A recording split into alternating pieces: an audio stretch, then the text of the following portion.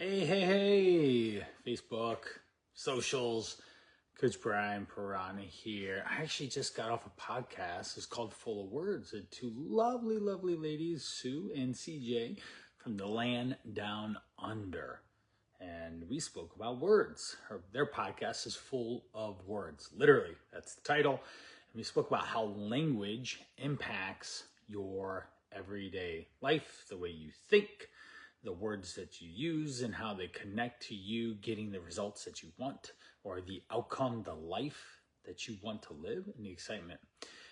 Do you ever notice the words that you use shape what you believe and how things start to come to you in the real world? Now, why language matters.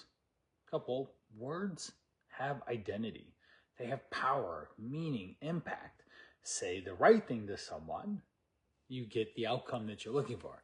Say the wrong thing to someone, you get the outcome you weren't looking for and engaging with. And that's really important. And in my job, when I'm coaching someone and improving their health, whether it's losing weight or to improve digestion or manage chronic illness even, or perform at a high level of whatever their level is, then I listen quite a bit to what the words that they say, the connotations, the impact that it has into the whatever they're doing, the behaviors that they do. That is so important, because if you say words, then you believe them and you act in accordance to what those words mean. Sometimes I use the word anxiety on the podcast. Anxiety is a heavy word. And it's great in the last 20 years, it's been talked about so much more. And it allows for people to be able to express themselves. And mental health is on the rise, which is so important. And it's critical that we as humans are able to manage and think that way in our world. But words, anxiety is a heavy word. When we switch it with something, I'll play this word game with people when they give me permission to.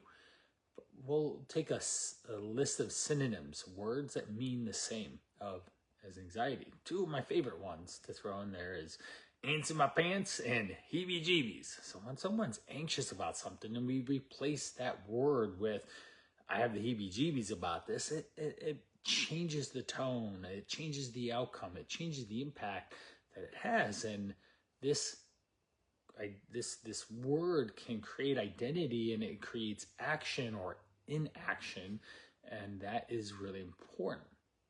Another word phrase that I always hear, language again, I'm all in, or I'm all or nothing person.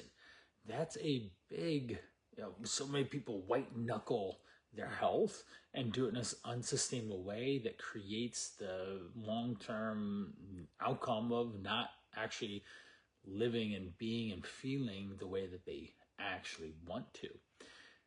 So we have to change that.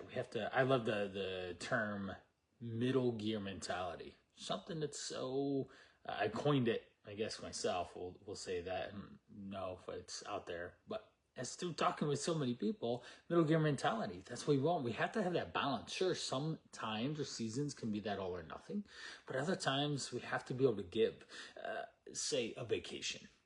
I had a client just come back from vacation. We actually spoke with him today, and he had an amazing time. Excellent.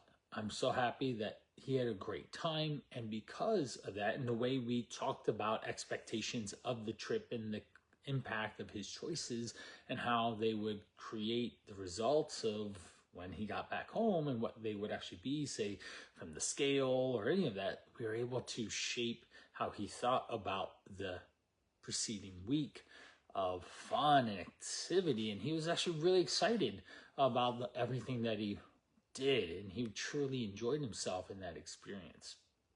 The thinking again of the words, the language.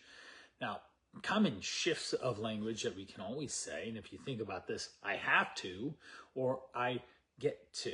A big difference between obligations to opportunities, or I'll try, but Yoda says there's no try, or I'm committed to.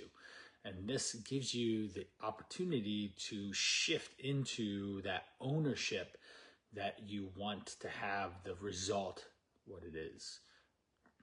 I always mess up. First, I learn. I'm either winning or I'm learning. There's no mess up. Life, we're humans. Humans are messy, and I know that every single person I ever work with is going to come and not actually get the results in the 100% timeline that they determined that they should be getting in. And we have to navigate, because life is living. Living is a journey. It's not the destination, and we have to ebb and flow with the experiences that are there. A couple ways to shift some of your language.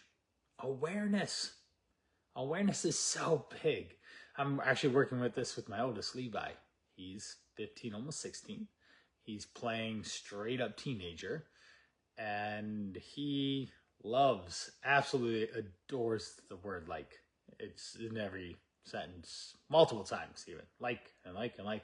And I too was saying like a lot, and I have stopped because of awareness. And I have to just share with him, Levi, by saying like 3 times in one sentence, you lose credibility in the words that you're saying. And he needs to be able to speak and communicate clearly, especially as he gets older and he's in the workplace and he's responsible. He had a lifeguarding job yesterday that he was responsible for 15 kids, and he needs to show up as professional as he can for almost 16-year-old. Then we have to reframe it. So we become aware, then we reframe it. We look just like, say, the anxiety to the heebie-jeebies. We ask, what would the best version of myself say here or do here? Or when you ask yourself that type of question, it allows for an outcome for you to be able to then actually work towards and be resourceful and find answers that you need. Then we have to repeat it. You got to do it again and again and again and again and again. And it sounds a lot like what I teach my clients with their health.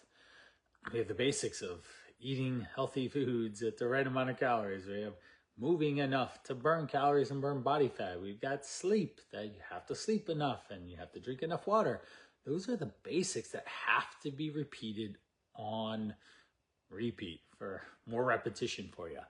When we repeat and we repeat and we do it in a way with intention, awareness, and actual thoughtfulness, then we can start to work toward the outcome that we want for yourself. All right. My role as a coach is to listen and understand the words, the phrasing, the way someone speaks, and how I'm able to think through and be able to get them to get to the outcome that they want by creating this. Hey, you realize that you are snacking after dinner every night when you're actually full. Okay, then I need to shift that behavior. I don't need to snack. I need to reframe it. I don't need to snack because I'm full enough. I'm satiated. That's boredom eating. And then we can repeat that the next day and the next day if that were to be some of the issues that you might have. And that's my job. Listen and help people implement in a better, easier way for them to be more successful. So, pay attention to the words you use, the thought process and patterns that you get stuck in and caught in, because they have a huge impact in the way you express yourself to, most importantly, yourself. Think about looking in the mirror and the way that you think when you look in the mirror and what you see and how you think and respond to that.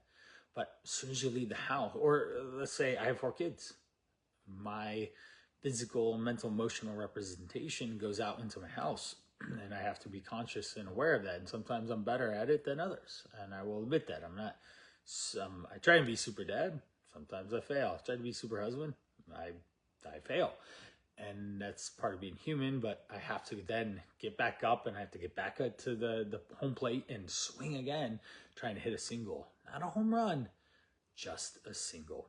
All right. So we got to pay attention to one phrase. This is the takeaway here for you watching. What's one phrase that you say about yourself that we can shift towards a different outcome? How can you reframe this negative thought process and create a better outcome on the other end of it? That is so important, so that by the end of the week, you have a bit more confidence, a bit more direction, a bit more guidance to feel better. Right? I'd love for you to direct message me what that might be. I'd love to hold you accountable here this week and help you start to be more aware and make a shift in your life. So thanks so much for watching, listening, and engaging with me. And off we go. I'll do another one here at some point. Bye-bye.